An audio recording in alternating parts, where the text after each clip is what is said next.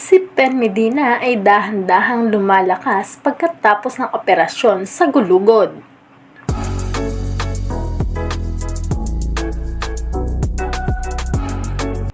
Si Pen Medina ay patungo na sa paggaling matapos sumailalim sa operasyon noong nakaraang taon dahil sa degenerative disease, isang spine disorder.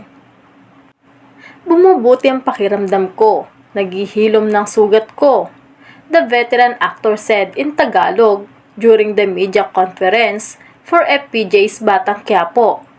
He plays Marciano o Marcing, di makulangan in the ABS-CBN series. Ang tanging problema niya, dagdag niya ay ang mahina niyang puso, yung pagod, yung init. Pero unti-unti akong lumalakas. Kinilala rin niya ang mga tao mula sa industriya ng showbiz na nagpapaabot ng kanilang suporta sa kanya noong mahihirap na panahon. Ang pagkaka-ospital niya ay may limitasyon pa rin kung ano ang kaya niyang gawin physically, lalo na sa taping ng FPJ's Batang Quiapo. Kailangan kong mag-ingat dahil sa implant. Binahagi niya.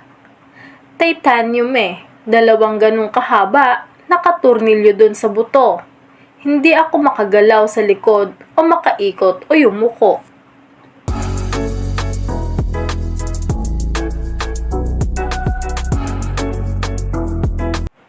Pero sinusubukan kong gumawa ng galaw.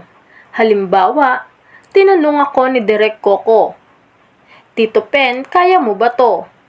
Yung namamalimos ako, sinubukan kong isagawa ito. Pag hindi sumakit, kaya ko. Wag lang malayo and wag lang mabilis.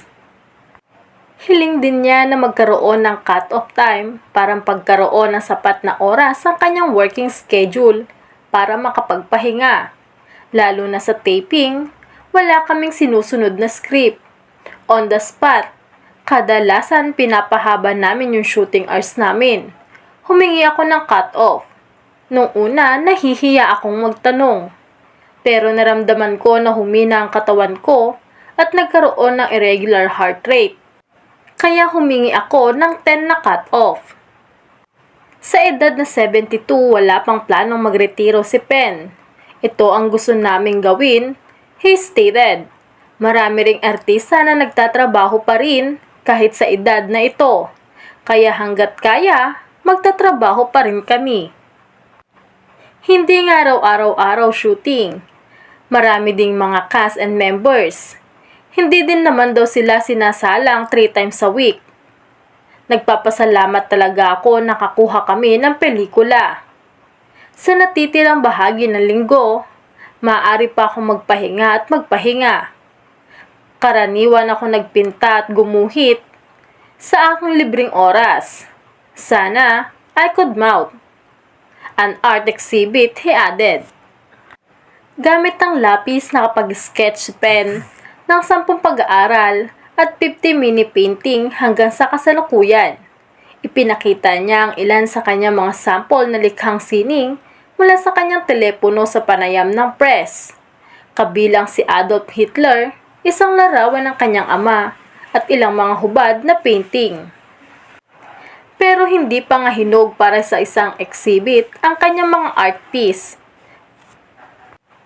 Naibenta niya ang ilan sa kanyang mga likhang sining sa mga mamimili, kabilang isang broadcaster na nag-interview sa kanya.